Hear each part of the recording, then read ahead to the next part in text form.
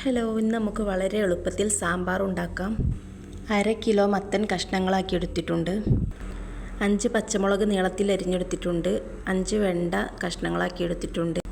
2 മുരിങ്ങക്കായ, 2 തക്കാളി, പച്ചക്കായ 1. ഇതെല്ലാം അരിഞ്ഞെടുക്കുമ്പോൾ നീളത്തിൽ അരിഞ്ഞെടുക്കണേ. സവാള 1.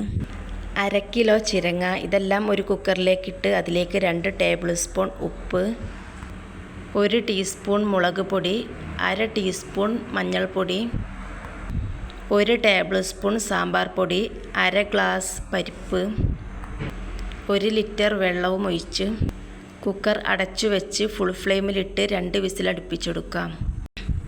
1 തേങ്ങയുടെ പകുതി തേങ്ങ ചിരകിയെടുത്തിട്ടുണ്ട്. ചിരകിയെടുത്ത തേങ്ങയുടെ അത്രയും അളവിൽ വറുത്ത് പൊടിച്ചു വെച്ച തേങ്ങയും എടുത്തിട്ടുണ്ട്. ഇതൊന്ന് നന്നായി അരച്ചെടുക്കാം. ഇനി ഒരു പാത്രം ചൂടായതിനു ശേഷം അതിലേക്ക് 2 ടേബിൾ സ്പൂൺ വെളിച്ചെണ്ണ ഒഴിച്ചു കൊടുക്കാം. വെളിച്ചെണ്ണ നന്നായി ചൂടായതിനു ശേഷം അതിലേക്ക് 1 ടേബിൾ സ്പൂൺ കടുക് ഇട്ട് കൊടുക്കാം. കടുക് നന്നായി പൊട്ടിയതിനു ശേഷം അതിലേക്ക് വറ്റൽമുളക് ഇട്ട് കൊടുക്കാം. എന്നിട്ടൊന്ന് ഇളക്കി കൊടുക്കാം. എന്നിട്ട് അതിലേക്ക് 2 തണ്ട് കറിവേപ്പില ഇട്ട് കൊടുക്കാം. എന്നിട്ട് ഇളക്കി കൊടുക്കാം. ശേഷം അതിലേക്ക് കറി ഒഴിച്ചു കൊടുത്ത് അതിലേക്ക് അരച്ചു വെച്ച തേങ്ങ ഒഴിച്ചു കൊടുക്കാം. സാമ്പാറിലേക്ക് വറുത്ത തേങ്ങ അരച്ചാൽ നല്ലൊരു ടേസ്റ്റാണ്. ഇനി ഇതിലേക്ക് 1 നെല്ലിക്കയുടെ അത്രയും വലുപ്പത്തിലുള്ള പുളിയെടുത്ത് അതിൻ്റെ വെള്ളം ഒഴിച്ചു കൊടുക്കാം. എന്നിട്ട് ഒന്ന് നന്നായി ഇളക്കി കൊടുക്കാം.